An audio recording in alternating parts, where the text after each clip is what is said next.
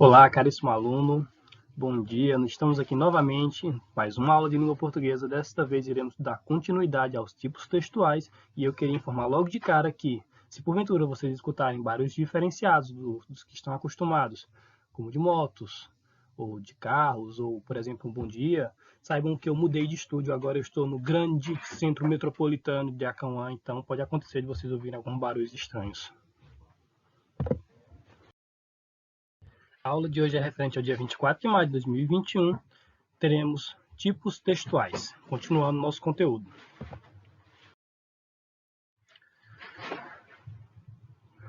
Primeiro faremos nossa revisão e depois a gente dá continuidade. Lembrando que a gente já estudou o tipo textual narrativa. Quais as características do tipo textual narrativa? Da tipologia narrativa? Traz personagens, traz espaço, tem uma noção de onde ocorrem as ações, traz também tempo, você vai ter uma duração, um período do dia naquela narração, ou mesmo uma data específica. Traz também o narrador, ou foco narrativo, que é a primeira ou terceira pessoa, e este pode se dividir em três, que são o narrador personagem, que é aquele que narra contando a história, participando da história, o narrador observador, que sabe dos fatos e conta os fatos, mas afastadamente, sem se envolver, e temos o narrador onisciente, aquele que sabe de tudo, tem total conhecimento dos personagens e dos fatos que ocorrem na história. Lembrando que existem narradores que começam observador, observando, contando a história afastada da história, e de repente eles adentram na história. Então não confundam, quando esse tipo de coisa acontecer numa questão, vocês caçem a alternativa que melhor se adequa, que vai apontar como narrador observador inicialmente, mas que adentra na história virando um narrador personagem. Cuidado com isso, é umas pegadinhas que acontecem em alguns vestibulares. E por fim, o quinto elemento é a história ou trama, que você nota no decorrer de toda a história contada. E eu queria também lembrar, porque alguns alunos fizeram algumas observações estranhas na última aula, é que existe uma diferença entre gêneros textuais e tipologias textuais. Para ser mais específico, gêneros textuais se encaixam dentro dos tipos textuais. Observe, os gêneros textuais são textos que cumprem uma função social em uma dada situação comunicativa. Diferente dos tipos textuais, os gêneros textuais não têm uma estrutura limitada e definida, como é o caso dos tipos textuais. Logo, eles são bastante diversos. Além disso, eles podem sofrer algumas modificações ao longo do tempo, devido às mudanças de comunicação ou da sociedade. Dentre os gêneros textuais mais comuns são conto, crônica, artigo, resumo, receita culinária, carta, propaganda, novela, dicionário, resenha, poema, e-mail, etc. Ou seja, todo o demais conjunto. Isso são gêneros textuais. Já as tipologias textuais se configuram por estabelecer a estrutura dos textos, seu objetivo e finalidade. Ou seja, resumidamente, os tipos textuais são responsáveis pela forma como os textos se apresentam.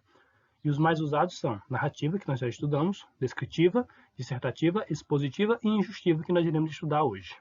Beleza? Vamos iniciar então. Tipos textuais descritivos. Como seu próprio nome já diz, né, o descritivo ele vai descrever, seja um ambiente ou uma pessoa. O texto descritivo tem como função descrever através de observações e características algo ou alguém, sendo assim, em sua construção há muitos verbos de ligação, adjetivos, a fim de estimular uma construção de imagem na nossa mente. Perceba, se eu fosse descrever aqui meu ambiente, eu estaria descrevendo, por exemplo, eu estou numa loja, tem lâmpadas no teto, duas, prateleiras brancas, o piso é de cimento queimado, como costumam chamar. Não existe uma câmera específica apontada para mim, mas sim um notebook. Enfim, eu vou descrever detalhadamente o ambiente. Isso é um texto descritivo. Eu estaria criando aí uma tipologia descritiva. Então, suas características são detalhar o ambiente ou algo ou alguém. Você vai dar detalhes, aos mínimos detalhes mesmo do que você quer descrever, para que a pessoa com quem você fala compreenda ou crie uma imagem mental do que você está falando. É importante notar que o texto descritivo, a tipologia descritiva, geralmente ela está compondo outro tipo textual. Por exemplo, se eu estivesse contando uma história, uma narrativa, e aí eu precisasse descrever um ambiente. Percebam que eu estaria usando a tipologia textual descritiva dentro da tipologia textual narrativa.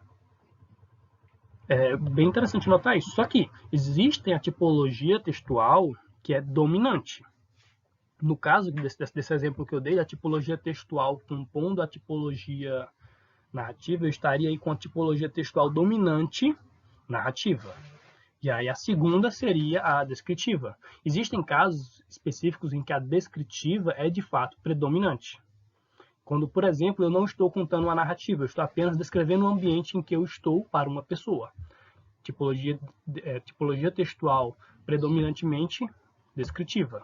Estou contando uma fábula, e na fábula eu vou descrever um ambiente, tipologia textual predominantemente narrativa, especificamente fábula, gênero fábula. Beleza? Então, não confundam isso aí. Existe a mesma questão em relação a funções textuais. Existe a dominante, mas existe as demais que podem também estar compondo o mesmo texto. Tipologias textuais. Dissertativa. Esta é pesada. Eu sei que quando você escuta a palavra dissertação, você já treme na base pensando no Enem. O que não é tão cruel assim, galera. Olha só. A tipologia textual dissertativa, ela se divide entre dissertativo, argumentativo e dissertativo expositivo.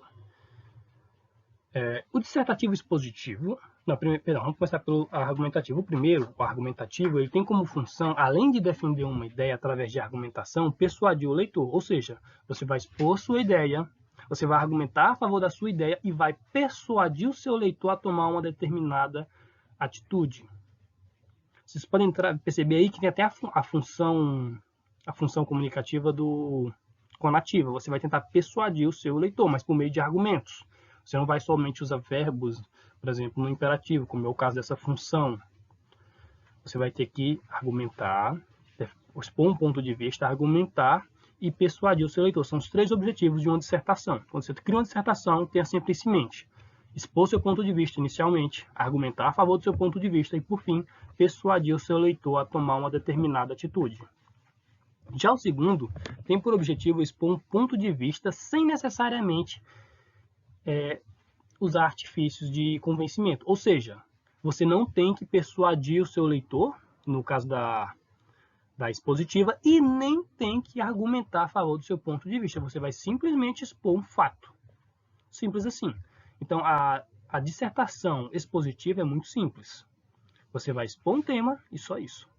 Essa tipologia textual é muito importante para vocês assim, em relação a vestibular.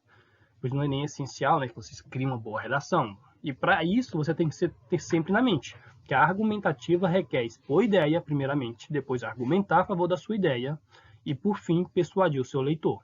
E para isso, você vai ter aí geralmente se faz em 3 ou 4 parágrafos. Eu aconselho fazer em 4, porque fica muito grande, dependendo da proposta também, né?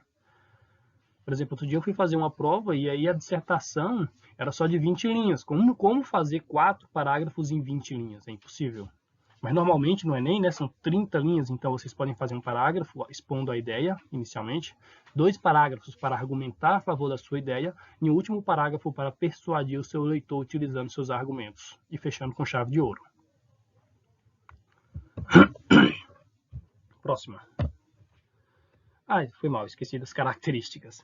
As características particulares. Eu falei das características, mas não deixei o slide cortar. Enfim, dissertativa argumentativa. Expõe o ponto de vista e posiciona-se com argumentos, persuadindo o seu leitor. Já o segundo, dissertativo expositivo, expõe um fato, acontecimento, sem necessariamente ter que argumentar ou persuadir. Você vai só expor ali uma ideia, um fato, um acontecimento, algo.